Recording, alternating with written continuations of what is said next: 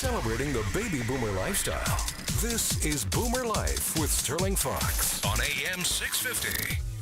Welcome back to the program. On this episode of Boomer Life, we're talking diamonds. Our guest is Stephen Ben-Oliel, principal with Canadian Estate Diamonds and Canadian Noble House Diamonds. And before we zoom into the Canadian scene, and Stephen, you've been regaling us with the tall tales of the exploration and early mining days for polar bear diamonds up there in the Canadian North, but you have been all over the world. You have traveled extensively. You know the global diamond industry firsthand and very well. So I would like to raise one more matter before we come back to Vancouver and Canadian Estate Diamonds, and this whole thing out there still about something called blood diamonds. These were from Africa, from a regime tell us the story. You're the diamond expert. I'm just the guy who knows the term, and as I understand it, the term's a little redundant these days. So fill us in.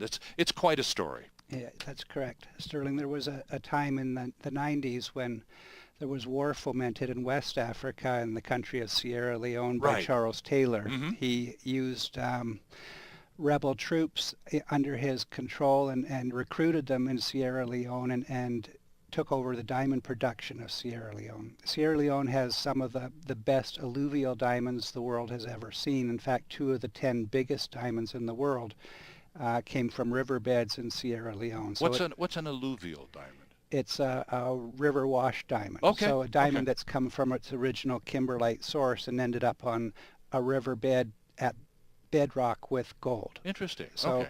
And some of that type of diamond, finest in the world in Sierra Leone. As recently as 2004, there was a diamond over 1,000 carats found in the riverbed. Holy smokes! So it's a place where one individual digger can win the lottery, if you will. Mm-hmm, and anybody there, just as anybody in Canada, can take a pan and go to the riverbed and perhaps win that lottery.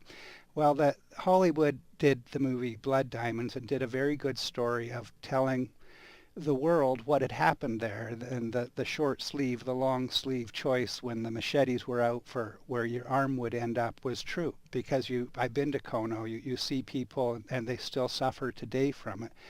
And the whole point was, and on the basis of this horrible story and the Hollywood fixation on it, it became incredibly important to diamond consumers not to buy blood diamonds. That would indicate you would be morally supporting this outlaw regime. And so we developed a global attitude about blood diamonds, didn't we? That's right. And that was the advent of the Kimberley certification system, wherein if you were taking rough diamonds around the world, they had to be followed with certification from an international board saying they didn't come from a place like Sierra Leone. Exactly, right. Or the production of Robert Mugabe today. But what you have to think about today is that Charles Taylor has been tried for crimes against humanity. That war ended in 2002. The people of Sierra Leone are very industrious, but they're also the second poorest population on earth. So the diamonds they have, which is their number one resource, is their way out of poverty. So to spurn them today, it's not something that's going to help them help themselves. Right. So today, I think you want to know where your diamonds come from. And is that still possible? And people come into the store and say, I'd like to buy something. And where is this from? What part of the world is this from? Today, all rough diamonds have to have a source country. Okay. So we're still conscious of this. We should be. But where we're missing the boat, sorry to interrupt, but where we're missing the boat, and this I think is important, Stephen, is that regime and our moral outrage and willingness not to buy diamonds from that country, that's all gone. The circumstances have completely changed, and now by not buying diamonds from Sierra Leone, we're actually depriving people in Sierra Leone of their primary source of income.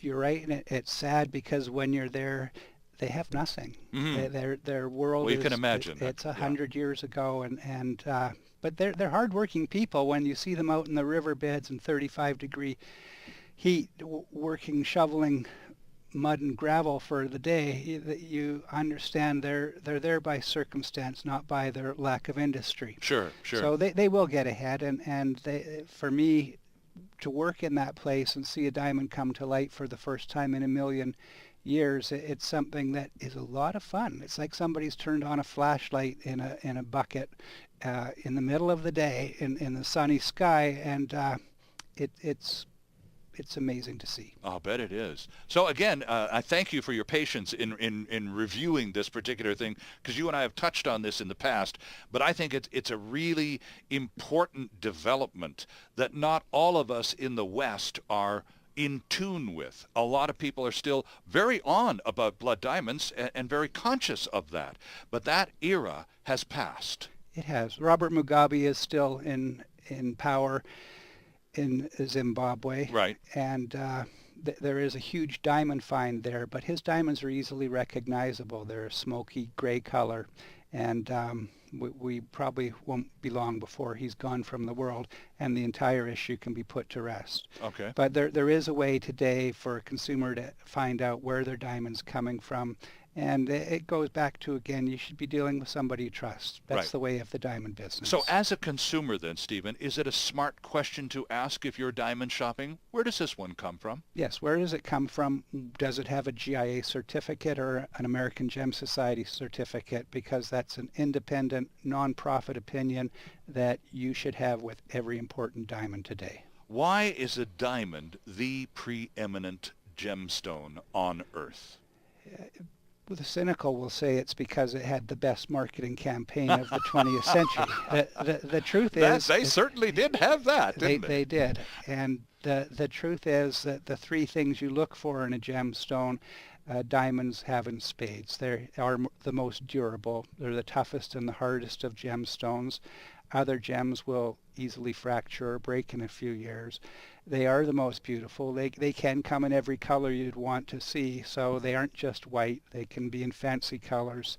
And rarity is the last of the three things you look for. Diamonds above 1 carat are rare. A D flawless, which is a perfect quality of diamond, there's only a handful of them in an entire year in the world's production. Interesting. So if you think of the world entire production of gem quality diamonds as a dump truck full, perfect diamonds that finish above 1 carat will fit in your hand. And maybe that's why the big and the beautiful today, the finest of the fancy colors, have gone into a speculative mode. Now, you were telling us a story before we began our broadcast today about a search that you conducted on behalf of a client. He was looking for a particular blue diamond that turned out to be insanely valuable. Tell us that story, please. That's right. I would say that Hollywood probably and the large fancy colored diamonds, the girls of Hollywood have gotten over the last 10 years have brought colored diamonds to the fore. So I was looking for a jeweler in Shanghai for a 7-carat cushion cut blue just before Christmas. And at that time, the most expensive paid for an intense color blue was $2 million per carat. This one was asking more. The jeweler didn't get the deposit in time, so it was sold to an American for $16 million. Holy smokes. And a 7 million carat's a nice sized diamond, but it's not the biggest diamond you'll ever see. So yes, the pinks, the blues, for the most part, unless it's a treated diamond, people can't afford them today unless they're very, very wealthy. Now, I must tell you a very quick little story here, friends. Stephen brought a couple of samples of his cutting work to the program with us today, and our producer, Dwayne Bishop, and I have been basically drooling all over the merchandise. He showed me one in particular. It's called an Excalibur cut, and it's about half the size of the fingernail on my little finger. It's absolutely the brilliance, the color, it's just stunning. It weighs 2 carats and it's worth $50,000. It's so tiny, for crying out loud, Stephen. It's just impossible to sort of connect those two dots. This tiny, fabulous little thing is worth $50,000. Well, it's tiny in the realm of what we deal with every day. But 2 carats is big, isn't it? Right. In the realm of diamonds, that's a good-sized diamond. Mm-hmm. And most women would aspire to and be very happy with it. I know a particular woman that wouldn't mind if I brought this one home tonight at all, I can tell you. But this is the same woman, by the way, back to the Canadian Estate Diamonds part of our conversation, with the heirlooms that she has inherited from her grandmother and her great-grandmother and so on, going back to Massachusetts in the 19th century. So she's got this fabulous thing. It's a ring with a sapphire and 2 big diamonds. So how does she find out how much something like that? Where do you go to get an Antiques Roadshow appraisal in 2014? Is Canadian Estate Diamonds, are you the guys to do all that stuff? Well, we can do it, and we can do it in a transparent way so that they can see we're looking after their interests. Okay. The diamond has to be removed from its setting. The reason being color is the most important of the 4 C's in the terms of value, and a diamond's color is not easily discerned in a ring setting.